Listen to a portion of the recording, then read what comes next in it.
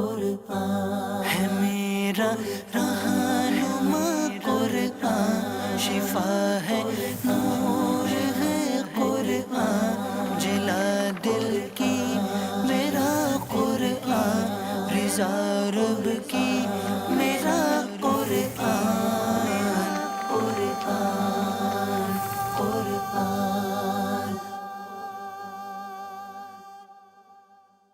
الحمدللہ رب العالمین والصلاة والسلام علی سید المرسلین، اما بعد فاعوذ باللہ من الشیطان الرجیم، بسم اللہ الرحمن الرحیم۔ الصلاة والسلام علیکہ یا رسول اللہ وعلی آلکہ واصحابکہ یا حبیب اللہ، الصلاة والسلام علیکہ یا نبی اللہ وعلی آلکہ واصحابکہ یا نور اللہ۔ میٹھے میٹھے اسلامی بھائیوں اور بدری چینل کے ناظرین، سلسلہ ہے ایک قصہ ہے قرآن سے۔ قرآن ہے میرا رہنما، قرآن شفا ہے، نور ہے قرآن، جلا دل کی میرا قرآن، رضا رب کی میرا قرآن، قرآن قرآن۔ آج کون سا قصہ سننا ہے؟ آج آپ کو دو قرآنی واقعات سنانے ہیں، مختصر۔ ایک تو آج ہم قرآن کے ذریعے جانیں گے کہ پہاڑوں اور پرندوں کی تسبیح کیا ہے۔ جی ہاں، پہاڑ اور پرندے بھی اللہ کی شان بیان کرتے ہیں، اس کی تسبیح بیان کرتے ہیں۔ ماجرا کچھ یوں ہوا کہ حضرت داؤد علیہ نبینا علیہ الصلوۃ والسلام اللہ تبارک و تعالیٰ کی تسبیح و تقدیس میں بہت زیادہ مشغول اور مصروف رہا کرتے۔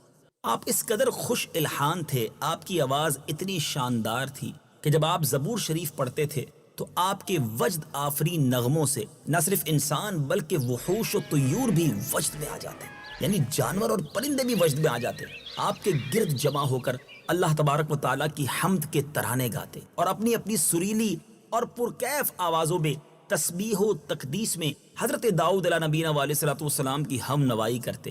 اور پرند ہی نہیں بلکہ پہاڑ بھی اللہ تبارک و تعالیٰ کی حمد و ثنا میں گونج اٹھتے تھے۔ چنانچہ حضرت داؤد علیہ الصلوۃ والسلام کے ان معجزات کا ذکر جمیل اللہ تعالیٰ نے سورہ انبیاء اور سورہ سبا اور صاد میں صراحت کے ساتھ بیان فرمایا۔ اللہ قرآن پاک میں ارشاد فرماتا ہے، وَسَخَّرْنَا مَعَ دَاوُودَ الْجِبَالَ يُسَبِّحْنَ وَالطَّيْرَ وَكُنَّا فَاعِلِينَ۔ اور داؤد کے ساتھ پہاڑوں اور پرندوں کو تابع بنا دیا کہ وہ پہاڑ اور پرندے تسبیح کرتے، اور یہ سب ہم ہی کرنے والے تھے۔ اور سورہ سبا میں کچھ یوں ارشاد ہوتا ہے، وَلَقَدْ آتَيْنَا دَاوُودَ مِنَّا فَضْلًا يَا جِبَالُ أَوِّبِي مَعَهُ وَالطَّيْرَ۔ اور بے شک ہم نے داؤد کو اپنی طرف سے بڑا فضل دیا، اے پہاڑوں اور پرندوں اس کے ساتھ اللہ کی طرف رجوع کرو۔ اور سورہ صاد میں ارشاد ربانی کچھ اس طرح ہے، إِنَّا سَخَّرْنَا الْجِبَالَ مَعَهُ يُسَبِّحْنَ بِالْعَشِيِّ وَالْإِشْرَاقِ وَالطَّيْرَ مَحْشُورَةً كُلٌّ لَهُ أَوَّابٌ۔ بے شک ہم نے اس کے ساتھ پہاڑوں کو تابع کر دیا کہ وہ شام اور سورج کے چمکتے وقت تسبیح کریں، اور جمع کیے ہوئے پرندے سب اس کے فرما بردار تھے۔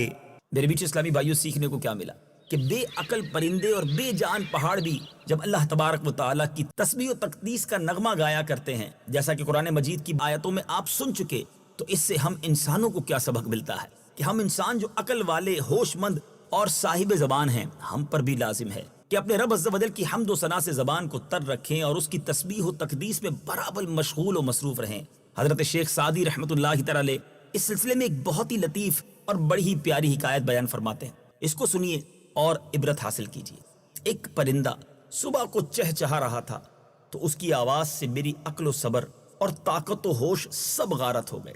میرے ایک مخلص دوست کے کان میں شاید میری آواز پہنچ گئی تو اس نے کہا، مجھے یقین نہیں آتا کہ ایک پرند کی آواز تم کو اس طرح مدہوش کر دے گی۔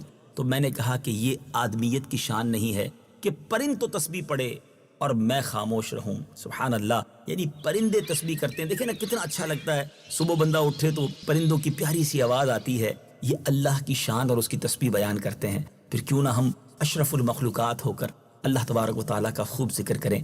اب بات کرتے ہیں میرے میٹھے اسلامی بھائیوں گستاخ رسول کا انجام. یقیناً یہ بہت ہی بڑی برائی ہے کہ کوئی شخص معاذ اللہ کسی نبی کی گستاخی کرے. مگر آج ہم بات کریں گے ابو جہل کی.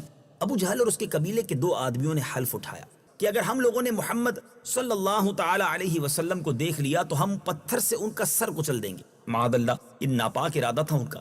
جب نبی پاک علیہ الصلوۃ والسلام نماز کے لیے حرم کعبہ میں تشریف لے گئے اور ابو جہل نے پیارے آقا علیہ الصلوۃ والسلام کو دیکھا تو ایک بہت بڑا پتھر اپنے دونوں ہاتھوں سے اٹھا کر چلا اور پیارے آقا علیہ الصلوۃ والسلام پر اس پتھر کو پھینکنے کے لیے اپنے سر کے اوپر دونوں ہاتھوں سے اٹھایا تو اس کے دونوں ہاتھ اسی کی گردن میں آ گئے. پتھر اس کے ہاتھوں میں چپک کر رہ گیا اور دونوں ہاتھ توق بن کر یعنی گویا ایک یوں سمجھیے کہ ہار بن کر ٹھوڑی کے پاس بند گئے اور وہ اس طرح ناکام ہو کر لوٹ آیا. اس کے دوسرے دن ولید بن مغیرہ نے جھنجھلا کر کہا تم پتھر مجھے دے دو میں اس کو ان کے سر پر دے ماروں گا معاذ اللہ. چنانچہ اس بدنصیب نے بھی اس گستاخی کی کوشش کی, اس برے ارادے کا ارادہ کیا. نبی پاک علیہ الصلوۃ والسلام پر جب پتھر چلانے کا ارادہ کیا تو یک دم اندھا ہو گئے. پیارے آقا علیہ الصلوۃ والسلام کی آواز تو سنتا رہا مگر پیارے آقا علیہ الصلوۃ والسلام کی صورت کو نہیں دیکھ سکتا تھا. مجبوراً پلٹ گیا تو اپنے ساتھیوں کو بھی نہ دیکھ سکا. جب آواز دی تو ساتھیوں نے پوچھا کیا ہوا؟ اس نے اپنی مجبوری کا حال بیان کیا کہ میں تو اندھا ہو گیا ہوں, مجھے نظر ہی کچھ نہیں آتا. اس کے تیسرے ساتھی نے غصے میں بھر کر پتھر کو اپنے ہاتھ میں لیا کہ نبی پاک علیہ الصلوۃ والسلام کے قریب ہی جب پہنچتا ہے تو الٹے پاؤں بدحواس ہو کر بھاگا اور ہانپتے کانپتے ہوئے اپنے ساتھیوں سے کہنے لگا کہ جب میں ان کے قریب پہنچا تو میں نے دیکھا ایک ایسا سانڈ ان کے قریب اپنی دم ہلا رہا ہے. میں نے آج تک ایسا خوفناک سانڈ نہیں دیکھا ہے. لات و عزا کی قسم اپنے بتوں کی قسم کھا کر کہتا ہے اگر میں ان کے قریب جاتا تو وہ مجھے ہلاک کر دیتا. اللہ غنی 3 گستاخوں نے برے ارادے سے نبی پاک کو نقصان پہنچانے کی کوشش کی.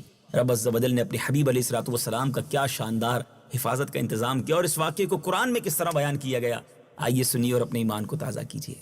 إنا جعلنا في أعناقهم أغلالا فهي إلى الأذقان فهم مقمحون وجعلنا من بين أيديهم سدا ومن خلفهم سدا فأغشيناهم فهم لا يبصرون. ہم نے ان کی گردنوں میں توق ڈال دیے ہیں تو وہ ٹھوڑیوں تک ہیں اور وہ اوپر کو منہ اٹھائے ہوئے ہیں, اور ہم نے ان کے آگے دیوار بنا دی اور ان کے پیچھے بھی ایک دیوار بنا دی, پھر انہیں اوپر سے بھی ڈھانک دیا تو انہیں کچھ دکھائی نہیں دیتا. میرے میٹھے اسلامی بھائیوں پیارے آقا علیہ الصلوۃ والسلام کے یہ معجزات میں سے ہے کہ بار بار کافروں نے آپ علیہ الصلوۃ والسلام کو قتل کرنے کی سازش کی. اپنی خفیہ چال بازیوں اور بدکاریوں میں کوئی کسر نہ چھوڑی مگر سرکار دو عالم صلی اللہ تعالی علیہ وسلم کو کسی قسم کی بھی کوئی آنچ نہ آ سکی. اور رب کریم عز و جل نے جو پیارے آقا سے وعدہ کیا تھا وہ کس طرح پورا کیا. قرآن میں رب ارشاد فرماتا ہے واللہ یعصمک من الناس, یعنی اے محبوب اللہ عز و جل لوگوں کی چالوں سے آپ کو اپنی حفاظت میں رکھے گا. کیا شان ہے میرے آقا کی. اللہ کریم ہمیں نبی پاک سے سچی محبت عطا فرمائے, ہمیشہ با ادب رہنا نصیب فرمائے اور با ادب لوگوں کی صحبت عطا فرمائے, عاشقان رسول میں ہم سب کا شمار فرمائے. قرآن پاک کی کیا بات ہے, کتنے پیارے پیارے واقعات سیکھنے سننے اور سمجھنے کو ملتے ہیں. مدنی چینل دیکھتے رہیے, اگلے سلسلے میں حاضر ہوں گے اور انشاءاللہ قرآن پاک کے مزید واقعات سنیں گے. صلو علی الحبیب صلی اللہ تعالی علی محمد صلی اللہ علیہ وسلم. قرآن ہے میرا رہنما, قرآن شفا ہے نور ہے, قرآن جلا دل کی میرا قرآن رضا